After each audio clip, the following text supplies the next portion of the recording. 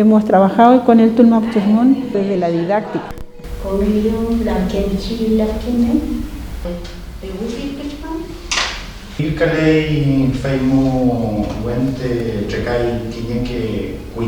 Yo con mucho gusto llegué acá y encontrarme con otro lamien ñaña de otros territorios, entonces es como enriquecernos y dotarnos de los conocimientos de todos los territorios para poder enseñar mejor nuestra lengua y nuestro cuifique y quimón.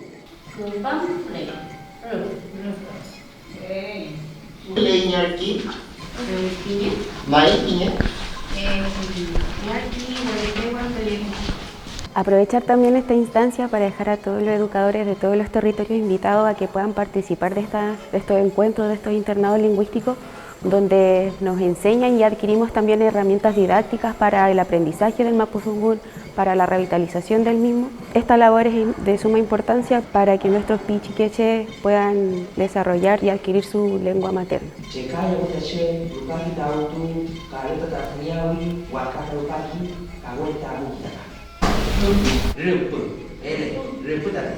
Es importante participar Pupeño y Pulamien de estas instancias para educadores tradicionales. Es importante aprender nuevas metodologías de enseñanza, poder saber de qué manera entregar nuestro mapuche quimón, nuestro mapuzungún, para realmente generar aprendizaje significativo en los estudiantes, en los pichiqueché, que son el futuro de nuestra lengua y de nuestra cultura.